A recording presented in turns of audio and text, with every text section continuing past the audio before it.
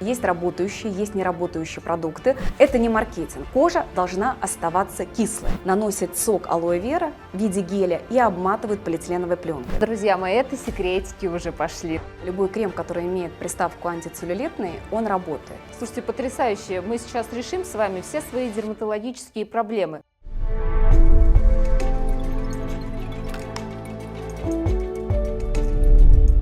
Красота уже давно не требует жертв, она требует инвестиций.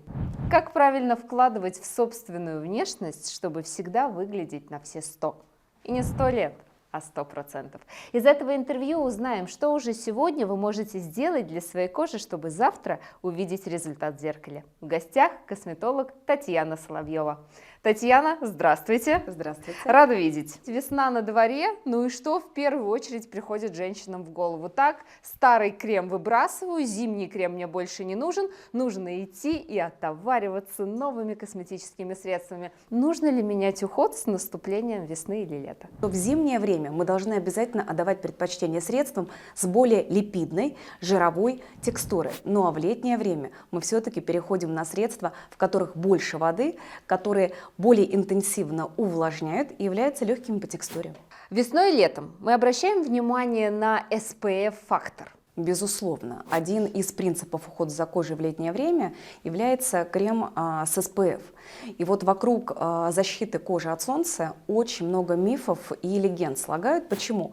Потому что нужно понимать, какой фильтр мы должны использовать, при каких обстоятельствах, и что же все-таки значит тот пресловутый коэффициент, который указан на каждом тюбике: 15, 30, 50. Давай с тобой разберем и начнем с того, что мы все-таки в летнее время находимся в трех основных ситуациях. Да? Мы находимся в городе, мы много времени проводим за рулем, и третья ситуация, когда мы отправляемся в отпуск. И вот при каждой этой ситуации нужен свой определенный фильтр и степень защиты. Вообще, если говорить о всей косметологии, то в ней разработаны всего лишь два фильтра: физический и химический. И вот если ты помнишь, а я все лето провела, все свои, там, не знаю, школьные годы провела на море, я помню, что первые люди, которых ты видишь вдоль моря, идущих в купальнике, это были какие-то белые такие мумии, да, с толстым слоем косметического солнцезащитного крема. Так вот, история вообще защиты кожи в косметологии началась с открытия физических фильтров. Что такое физические фильтры? Это оксид цинка, диоксид титана. И почему первые люди были вот с таким вот белым налетом на коже? Потому что это тот фильтр, вообще любой фильтр имеет как положительную сторону, так и свою такую слабую отрицательную сторону. Положительной стороной физического фильтра является то, что это фильтр, который не проникает в кожу. То есть он действует на поверхности кожи и работает на коже как зеркала. То есть чем плотнее крем нанесен, тем он лучше отражает и преломляет ультрафиолетовые лучи. Но более современные физические фильтры, они, конечно, стали не такие белые, они прозрачны, но тем не менее нужно запомнить при выборе крема с физическим фильтром, что не нужно покупать крем, в котором масса активных ингредиентов, потому что эти активные компоненты будут бесполезны, потому что крем с физическими фильтрами не проникает в кожу, он действует на поверхности. А более современными и популярными на сегодняшний момент являются фильтры химические. И в отличие от оксида цинка и диоксида титана, химических фильтров очень много, и с каждым годом этих фильтров становится все больше и больше. Чем они принципиально отличаются от физических? Химические фильтры проникают в кожу. Это их большой плюс, потому что ты можешь использовать крем дневной с химическим фильтром, и этот крем будет содержать массу полезных активных компонентов, то есть крем будет являться уходовым, потому что такие компоненты будут проникать в кожу и корректировать твой запрос, да, состояние кожи, тип кожи, но у него есть большой минус. Через 2 часа после нанесения на кожу эти фильтры окисляются под действием ультрафиолета до свободных радикалов. И вот здесь встает вопрос, что более агрессивно воздействует на кожу: свободные радикалы, либо воздействие ультрафиолетовых лучей. Поэтому у химического фильтра, в отличие от физического, есть рекомендация. Мы его должны обновлять каждые 2 часа. И не просто обновлять, нанести там поверх, допустим, пудру. Нет, мы должны стереть предыдущий слой и затем нанести слой новый. Это же очень некомфортно, на самом деле. Я представляю жителей мегаполиса, когда там женщине этой бедной смывать косметику, ей руки помыть некогда, собственно говоря. Вот, поэтому у нас и есть такое разделение на 3 категории, скажем так, в городе, за рулем и на море. Так вот, если мы говорим про городскую защиту, то самыми удобными и универсальными средствами являются средства, в которых комбинируются и физические фильтры, и химические фильтры. Но в городе есть нюанс. Для того, чтобы обеспечить коже хорошую защиту от ультрафиолетовых лучей, нужно наносить определенный объем крема. Это 5-7 мл. Сейчас, наверное, сложно представить, что такое 5 мл, но это столовая ложка.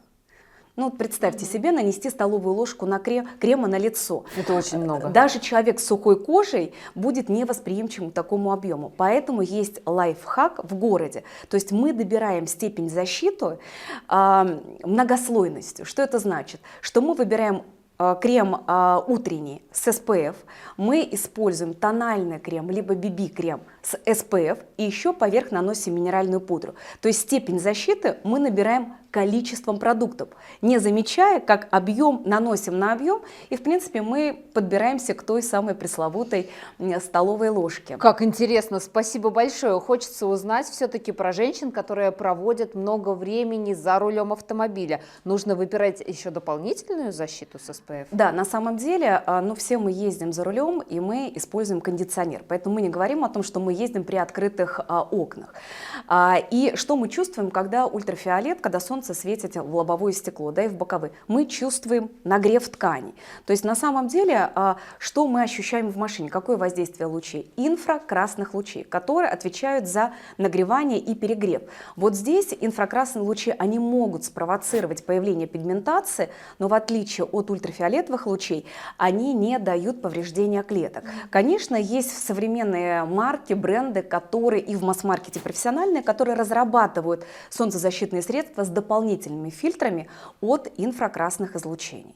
Что касается нашего любимого отпускного периода, вот это просто топ. Я приехала в отпуск, и у меня есть крем с SPF 50, 30, 15, 10 и 5, мой любимый, вот на самые последние деньки. Это работает уже или хватит покупать эти бесполезные средства? Так, я поняла, Елена, вопрос. Смотрите, что касаемо лета, здесь действует следующая схема. То есть для моря лучше использовать физические фильтры. Еще раз подчеркну, что именно физические фильтры, они не проникают в кожу и они не окисляются до свободных радикалов под действием ультрафиолетовых лучей. Потому что в отпуске мы достаточно много времени проводим на солнце и вообще гуляя, да, на открытом воздухе. И получается, что для моря лучше брать крем на физических фильтрах. Это где-то будет написано на креме? Крем с физическим фильтром? Нет, указывается в ингредиентах диоксид цинка, оксид цинка, диоксид титана. То есть два этих ингредиента, запомнили. Да, это физические фильтры. Но у физических фильтров, несмотря на то, что они не окисляются под действием ультрафиолета, значит, вроде бы не нужно их обновлять. Но на самом деле, когда мы выходим из моря и механически протираем кожу полотенцем, и сама морская соль, она разъедает эмульсию, вернее, даже не разъедает, а вымывает, нарушает целостность эмульсии. Поэтому защита теряет коэффициент. Но только вот за счет вот этого механического воздействия требуется повторение крема с физическими фильтрами. Каждый раз после моря мы его обновляем. И вот мы подошли как раз к ответу на вопрос, что же значат эти цифры. На самом деле все очень просто. Что означают эти коэффициенты? Этот коэффициент, указанный на креме, означает, какое количество ультрафиолетовых лучей крем отсечет, а какое количество все-таки попадет на поверхность кожи. Приведу Если, пример. например, крем SPF 30. Начну с 15, потому что почему-то чаще всего по статистике в рамках города отдают предпочтение крему с SPF 15, думая, что именно он будет легкий, но на самом деле легкость придает химический фильтр. Физический фильтр придает крему более плотную текстуру. Поэтому если вы гонитесь за легкостью, вам нужен крем на химических фильтрах. Но и надежную защиту, значит, мы комбинируем физические и химические фильтры. Так вот, если мы начнем с SPF 15, самого такого классического продукта, то Но чтобы понять, какой спектр он отсечет и какой все-таки подействует на кожу, мы за все воздействие ультрафиолета на организм возьмем за 100%. И нам нужно 100% разделить на 15. Мы получаем цифру 7. То есть 7% ультрафиолетовых лучей будут воздействовать на наш организм. И 93 этот крем отсечет. При 30 степень воздействия на кожу останется 3% и 0,3, и 97% отсекутся, а вот крем с 50, с защитой 50 пропустит всего лишь 2% ультрафиолетовых лучей. Поэтому вам выбирать. В первый либо в 10-й день отпуска вы захотите оценить на своей коже воздействие ультрафиолетовых лучей. Помните, да, что ультрафиолетовые лучи повреждают клетки. Поэтому, конечно же, чем выше степень защиты, тем меньше повреждающего воздействия от ультрафиолетовых лучей. Есть миф, или, наверное, лучше убеждение мы это назовем. Многие женщины как думают? Куплю солнцезащитный крем, избавлюсь от пигментации. Это так работает? Это классическое убеждение, которое совершенно не имеет никакого медицинского обоснования. На самом деле крем не может избавить от пигментации, но он снижает риск появления пигментации. Здесь все очень интересно, потому что за вообще появление пигментации и пигмента у нас отвечает клетка, которая называется меланоцит. Она очень красивая клетка, она напоминает звезду. С возрастом количество меланоцитов у нас в коже сокращается. А где находится у нас клетка меланоцита? Она находится в самом верхнем слое кожи, и количество их сокращается к возрасту, и к 60 годам количество работающих меланоцитов остается приблизительно 30%. Эта клетка интересна тем, что это одна из немногих клеток, которые способны мигрировать в другие места. Представьте себе, что если вы для пляжа выбирали всегда закрытый купальник, и вдруг вы в 60 лет захотели этот купальник сменить на бикини, то есть на раздельный купальник, то с большей вероятностью, что область живота, которую вы защищали всю жизнь, будет иметь очень-очень слабый загар, потому что все время защищая какие-то определенные участки, наши клетки-меланоциты мигрируют в те зоны, которые остались незащищенными. Поэтому на пляже нужно получать равномерный, правильный, здоровый загар. И мы помним, что бы мы ни выбрали, какой бы крем, какой купальник, когда спичка у нас длиннее собственной тени, то это время, когда мы не находимся на пляже. Раз уж мы заговорили про отпуск, он же так близко, когда мы приходим в отель, да, или в гостиницу после того, как целый день были на пляже, можем ли мы как-то успокоить свою кожу? Если да, то чем это правильно делать? Когда мы возвращаемся в отель, нам нужно обязательно все тщательно смыть, потому что я знаю, что как расслабляет солнце и как бывает лень все смыть со своей кожи, как на пляже, так и в городе. Поэтому здесь обязательное условие: все фильтры мы должны, все солнцезащитные средства мы смываем и приступаем к своему ежедневному ритуалу. Безусловно, если вы хорошо защищаете кожу, то ни о каком ожоге солнечном не может идти речи. Но все-таки, если какой-то этап нанесения вы пропустили, то, безусловно, такой вот самый базовый продукт, как гель алоэ вера, поможет нам спасти нашу кожу и на лице, и на теле. При том, что мы можем, знаете, как в Таиланде делают такой вот приятный бонус людям обгоревшим, наносят сок алоэ вера в виде геля и обматывают полиэтиленовой пленкой, да, для того, чтобы создать такой парниковый эффект и для того, чтобы средство не испарялось с поверхности кожи, а очень хорошо увлажнило. Поэтому даже такой лайфхак у нас работает на наших курортах. Пищевая пленка и гель алоэ вера. Прекрасно, большое спасибо, друзья мои. Но мы с вами должны понимать, что, используя крем с SPF-фильтром, вы защищаете свою кожу от серьезных заболеваний, да, и, естественно, защищаете от преждевременного старения. Здесь наша любимая тема. А как же крем с анти-эйдж эффектом? Ну, я раз в год-то могу на море нормально позагорать, а потом целый год буду мазаться кремом с анти-эйдж эффектом. Вот эти волшебные средства, они все-таки работают, если на баночке написано анти-эйдж, противовозрастной. Покупаем или идем мимо? Ой, Елена, сегодня, когда я собиралась к вам, мой ребенок 6,5 лет сказал: мама, мне нужен крем для лица. И на мой вопрос: «А зачем же ты еще столь юна? Она говорит: мама, я всегда хочу оставаться молодой. Поэтому вопрос сохранения молодости и привлекательности кожи, он, к сожалению, сейчас очень становится молодым. Даже для детей 6 лет. Да, даже для детей 6 лет, хотя мы знаем, что первые средства по уходу за кожей мы уже назначаем в подростковом возрасте, и это продукт для очищения кожи прежде всего, и второй продукт уже появляется у нас гораздо позже, там, к 16 годам, к 17, это крем по уходу за кожей лица. На самом деле здесь можно ответить многое, но мое субъективное ощущение как практикующего косметолога почти 25 лет. Для того, чтобы предупредить появление морщин, нужно сохранять кожу здоровой. Больную кожу с дерматологическими проблемами надо лечить, здоровую кожу нужно поддерживать. Как поддерживать? Правильным уходом дома. То есть уход в домашних условиях должен с определенного возраста быть представлен в 5-6 средствах. Это должен быть ритуал. Все же, на какое средство обратить внимание, если мы не хотим стареть, не хотим видеть первые признаки старения на своем лице? Первые признаки старения на лице связаны с избыточным испарением влаги на коже. Поэтому первые средства, которые мы рекомендуем уже в достаточно молодом возрасте, это средства на основе гиалуроновой кислоты. Это тот самый ингредиент, который будет стимулировать выработку собственной гиалуроновой кислоты, создавать депо влаги в коже и защищать нашу кожу от воздействия свободных радикалов. Какие-то еще дополнительные ингредиенты, входящие в состав крема, имеют значение для нашей кожи? На что нам обратить внимание, покупая крем?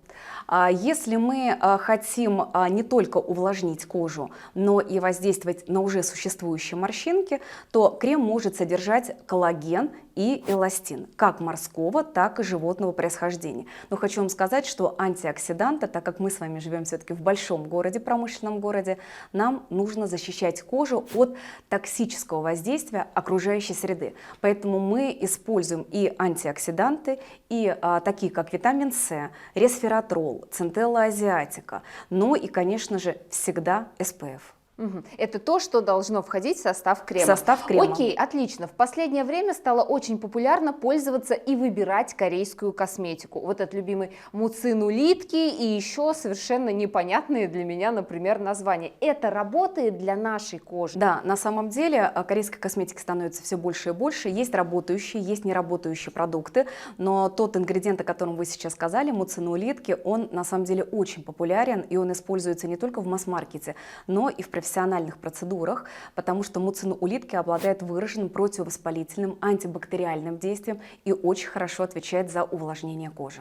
То есть в креме он тоже может сохранить свои свойства? Конечно, да.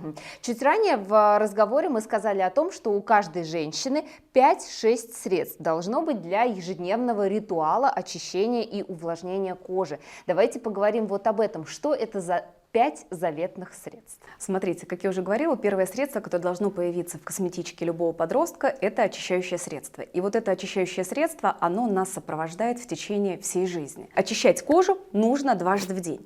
Вне зависимости от того, использовали вы декоративную косметику или не использовали. Мы очищаем кожу выбранным продуктом. Это может быть молочко, пенка, либо гель. То, что подходит для вашего типа кожи. Но это средство, которое мы смываем водой. Вода достаточно жесткая и хлорированная, она щелочная, а кожа на поверхности должна оставаться кислая. И вот это закисление, восстановление pH кожи достаточно нам необходимо для того, чтобы поддержать кожу надолго здоровой, молодой и привлекательной. Поэтому второй шаг после любого очищения – это является тонизирующий продукт, который мы тоже подбираем по типу кожи. То есть они могут быть как с кислотами, они могут быть как и с растительными экстрактами, которые смягчают, устраняют покраснение, сухость. Но тонизирующий продукт должен быть. Итак, 2 очищающих продукта. Третий продукт – это отшелушивание. То, на чем я тоже знаю, что многие не делают акцент, потому что с возрастом снижается скорость обновления кожи. Если до 30 лет наша кожа обновляется каждые 28 дней, то уже в возрасте 40-45 лет это 40-43 дня. И за счет того, что когда у нас скорость обновления она снижается, что происходит? На коже скапливаются верхние роговые чешуйки. И очень часто приходят женщины с запросом о том, что я дотрагиваюсь до своей кожи, а она не глянцевая, она не гладкая, она шероховатая на поверхности, да? Либо есть какие-то элементы, но их невозможно выдавить. Что это за состояние? Это гиперкератоз, утолщение рогового слоя вследствие того, что мы просто исключаем этот этап в уходе за кожей. То есть третий продукт, который мы используем еженедельно, раз, либо несколько раз в неделю, это отшелушивающее средство. Это может быть скраб, это могут быть энзимные пудры для умывания, и на мой профессиональный выбор энзимные пудры для умывания показаны абсолютно всем, потому что скраб, который содержит какие-то отшелушивающие компоненты, да, это может быть и кофе, это может быть и косточковые содержания, они могут быть травматичны для чувствительной кожи. Поэтому если мы говорим о самом универсальном отшелушивающем продукте, это продукт в виде пудры с энзимами, либо растительными, такими как папаин и бромелайн, но если эта кожа чувствительная и, например, реактивные, то лучше выбирать энзимы, которые указаны на упаковке микробиологического происхождения. Это липаза и протеаза, которые будут еще оздоравливать проблемную кожу. Итак, мы уже с вами насчитали 3 средства. Я, можно, сделаю паузу для наших зрителей в том числе, потому что понимаю, как важно сейчас записывать за Татьяной. Я просто хочу взять листочек с ручкой и записывать так все эти ингредиенты, потому что, придя в косметический магазин, нужно, чтобы все это было под рукой. Итак, 3 средства, значит, пенка или мусс, или гель, после чего тоник, например, или мист, может быть? Конечно. Да? Третье, это энзимная пудра, например, или какой-то корректный скраб. Мягкий. Совершенно верно. Поехали Либо это дальше. может быть ПАДы с кислотами, но вот ПАДы с кислотами назначает обязательно косметолог, потому Почему? что очень часто я вижу самопроизвольное использование средств с кислотами, которые нужно назначать на определенное время. И что происходит, если мы это время не соблюдаем, а используем, например, ретинол в течение полугода, который нужно использовать только в терапии 10 недель, либо кислоты, которые нужно наносить по циклу регенерации клеток. То есть месяц мы использования, несколько месяцев мы отдыхаем. Что происходит? Если мы неконтролируемо используем очень щелочные либо кислотные продукты, мы меняем pH на коже. Кожа должна оставаться кислая. Отлично, поехали дальше. 4-е заветное средство. Итак, средства для глаз. И здесь тоже вопрос, потому что очень многие считают, что это маркетинг. И часто я сталкиваюсь с тем, что крем для глаз просто не существует в уходе за кожей. А что наносит тогда на область вокруг глаз? Тот же самый крем? Либо ничего. И, конечно же, что мы видим? Первые морщины как раз-таки у нас появляются в периорбитальной области. Те самые гусиные лапки. Почему они появляются так рано прежде всех остальных морщин? Дело в том, что кожа внутри орбиты, она в 6 раз тоньше кожи за пределами орбиты. И она более проницаема, она более рыхлая. Вот почему она так сильно набирает воду, да, и склонна к отечности. Поэтому, например, если мы считаем, что у нас кожа обезвоженная, вот мы выбрали крем на основе гиалуроновой кислоты.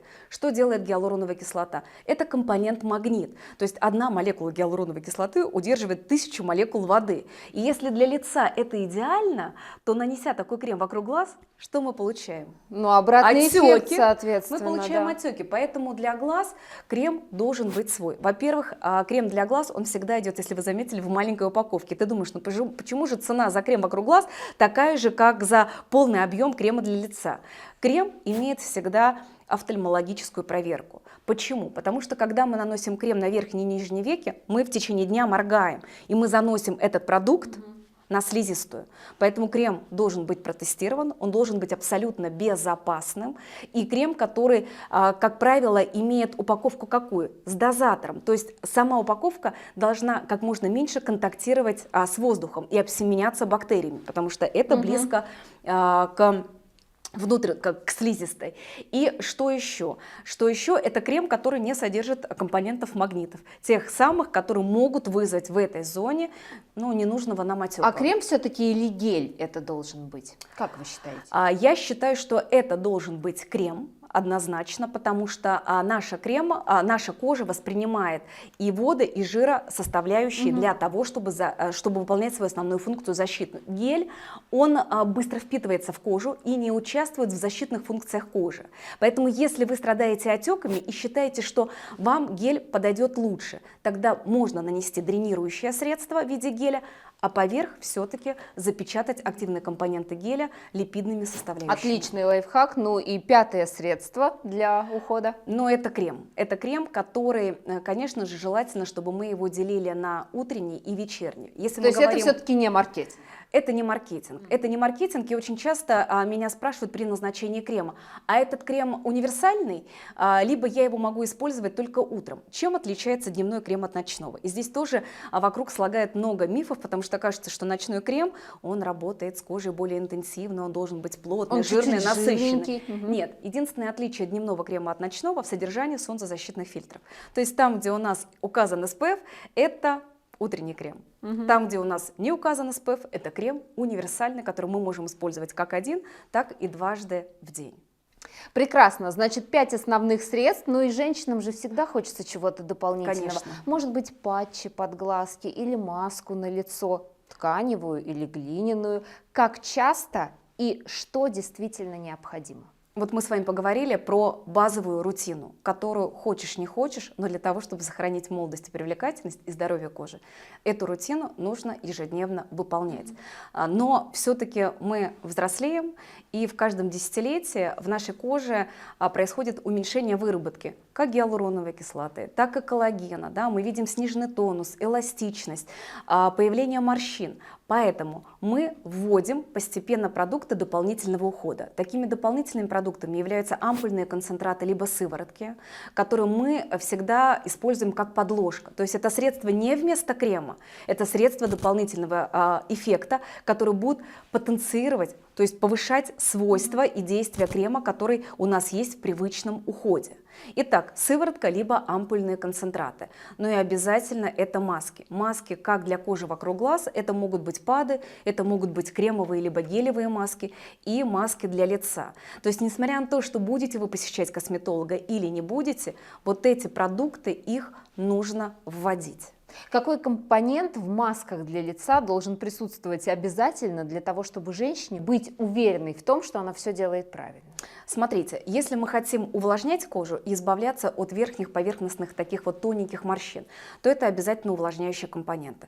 Та самая гиалуроновая кислота. Но на что нужно обращать внимание? Бывает несколько форм гиалуроновой кислоты, и они отвечают за разное. Поэтому если мы хотим и, скажем так, создать такое депо влаги в коже и убрать поверхностные морщинки, нам нужно обращать внимание на то, чтобы на упаковке было указано, что у нас в составе входит гиалуроновая кислота высокой и низкой молекулярной массы. То есть одна будет действовать на поверхности, а другая будет действовать изнутри в коже. Если мы говорим о возрасте 30 с плюсом, то в этом возрасте у нас страдает что? Качество, сборка и выработка коллагеновых волокон.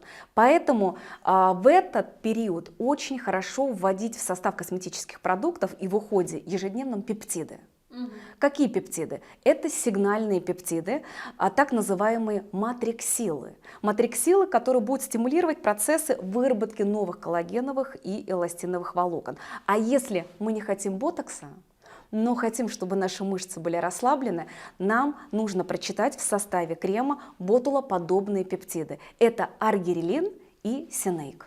Ну, друзья мои, это секретики уже пошли, настоящие секретики от косметолога. Хорошо, Татьяна, тогда у меня такой вопрос. Многие женщины думают как? Но есть же классное чудо-средство для продления красоты и молодости. Это баня.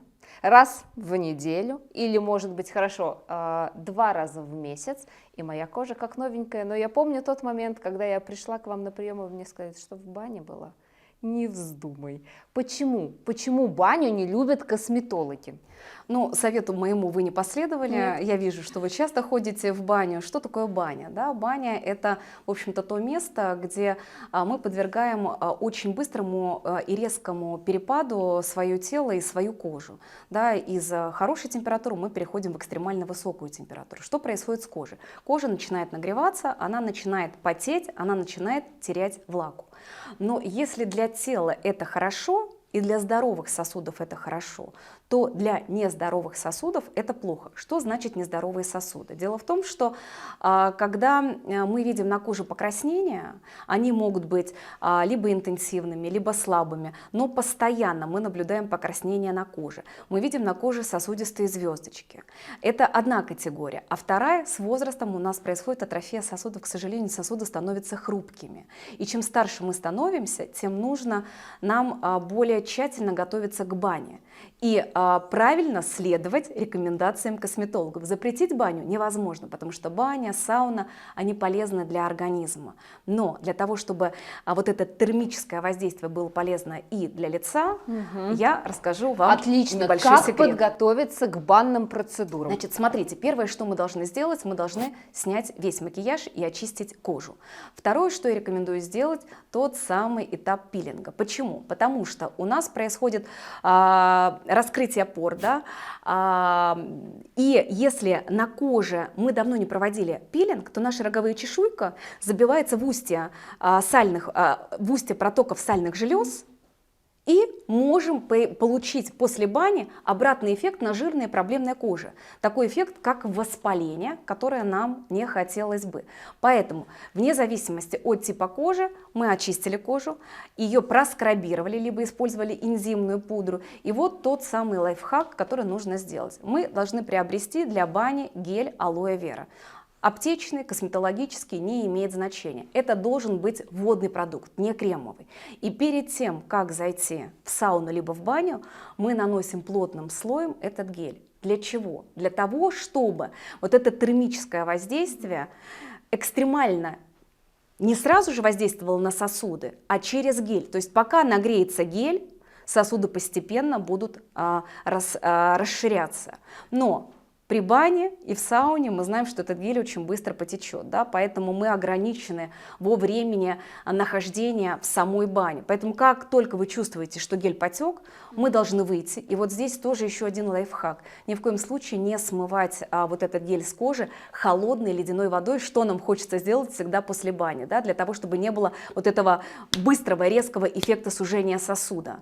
Мы должны все делать постепенно. Поэтому мы смываем гель теплой водой, просушиваем кожу, наносим еще раз гель, новый слой и заходим в баню. Но я так понимаю, что ни о каком окунании в холодную воду после горячей парной и речи быть не может. Для здоровых сосудов, пожалуйста, но для поврежденных нет. Так, отлично, про лицо-то мы поговорили, но не забываем о том, что у нас и тело есть, и, собственно говоря, другие проблемные зоны, которые требуют приобретения антицеллюлитных кремов и гелей, и мазей, и других подобных средств, даже щетки, мочалки, ролики, валики и так далее. Работает это? Если да, то что конкретно? Потому что сколько я живу, сколько перепробовала антицеллюлитных всяких средств, мне ничего не помогает, потому что у меня целлюлит какой-то особенный.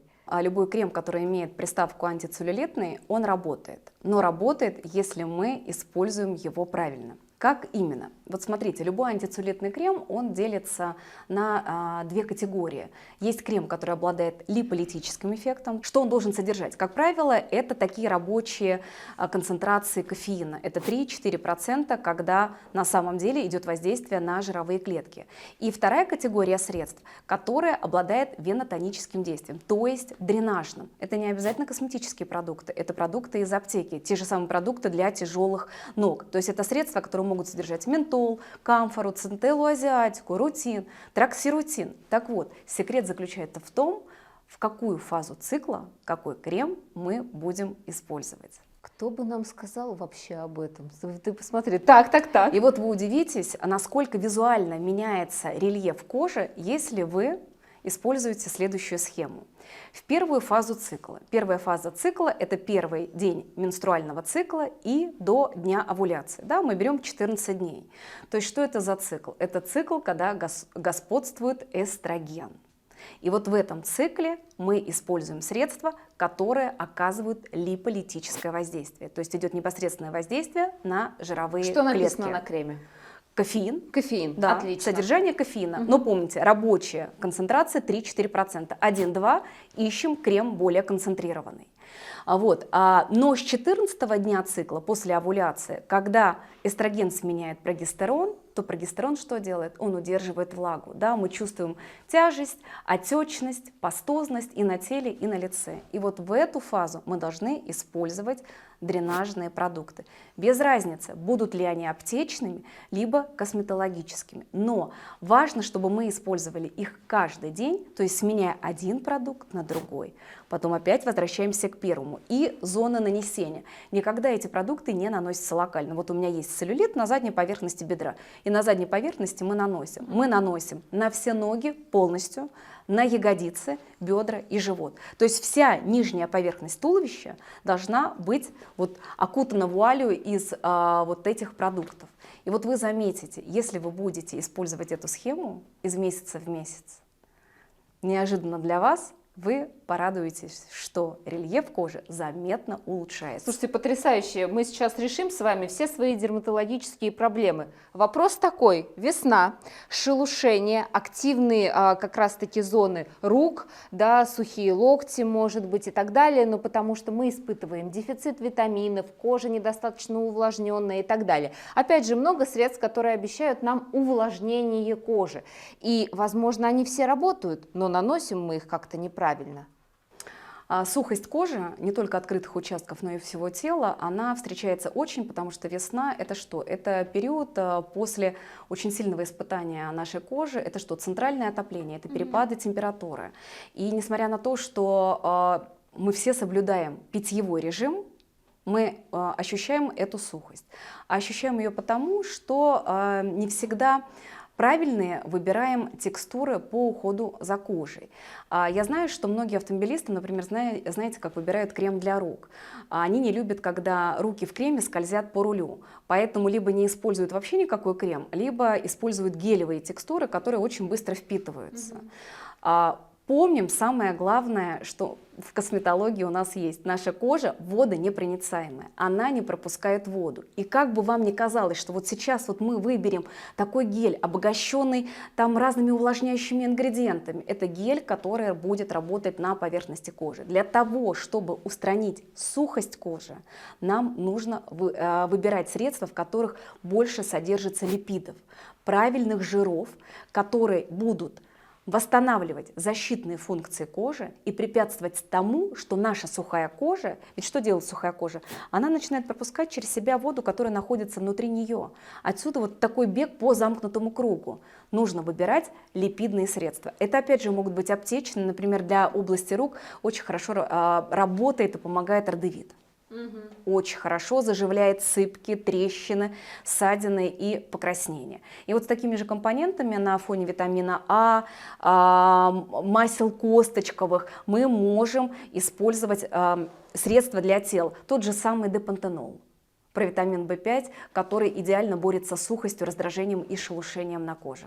Друзья мои, ну на самом деле у меня для вас хорошая новость, как всегда. Понедельник, как всегда, хорошая новость. Смотрите, мы понимаем, что это целая наука, косметология – это целая наука, и как бы мы с вами не хотели в ней разобраться за один выпуск, сделать это просто невозможно. Я вам даю сейчас совет на миллион. Просто найдите своего врача-косметолога, сходите к нему один раз, чтобы он назначил вам правильные средства по уходу за кожей, и вы удивитесь, как через месяц изменится ваша кожа. Татьяна, спасибо большое за те секретики, советики, которые вы раскрыли сегодня специально для нас. Спасибо вам. Сегодня у нас в гостях был доктор-косметолог Татьяна Соловьева. А с вами, друзья, я не прощаюсь, увидимся в следующих выпусках. Пока!